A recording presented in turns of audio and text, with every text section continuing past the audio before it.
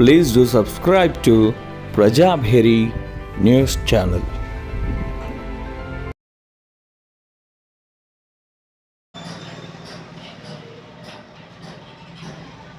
పహల్గామ్ మీద ఉగ్రవాదుల దాడి జరిపిన తర్వాత భారతదేశం యొక్క స్పందన సింధూరం పేరుతోని పాకిస్తాన్ మీద త్రివిధ దళాలు చేసినటువంటి యుద్ధం ఏదైతే ఉందో అది నిజంగా మెచ్చుకోదగది. త్రివిధ దళాల్లోని 3 భాగాలకు నావికా దళము, తర్వాత ఆకాశంలో, తర్వాత భూమి మీద, ఈ 3 త్రివిధ దళాల్లో కూడా ఉగ్రవాదుల్ని మట్టుపెట్టడానికి పూర్తి స్థాయిలో తమ యొక్క యుద్ధ కార్యాచరణని ప్రారంభించి దేశ రక్షణ కోసం నడుం బిగించడం అనేటువంటిది హెడ్స్ ఆఫ్ టు సెల్యూట్.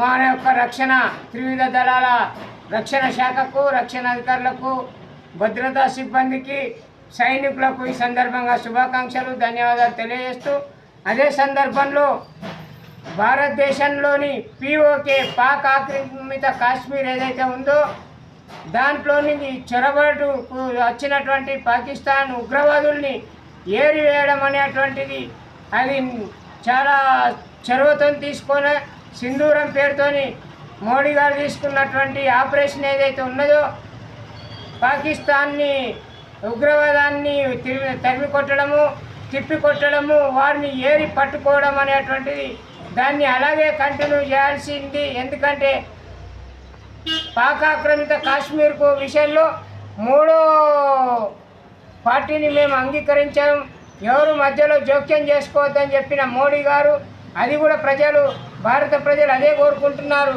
కానీ అమెరికా ట్రంప్ గారి వలలో ఎందుకు చిక్కుకుంటున్నారో అర్థం కావడం లేదు.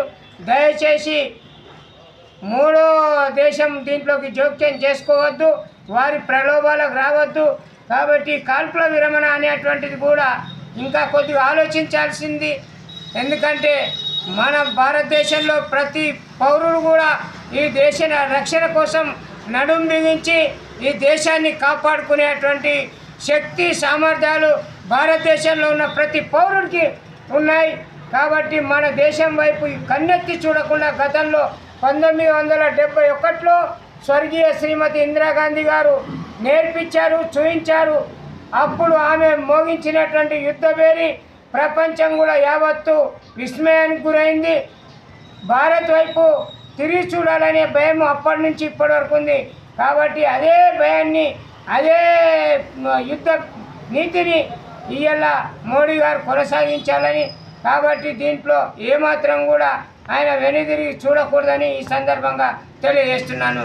జై హింద్, జై భారత్, జై సైనిక్.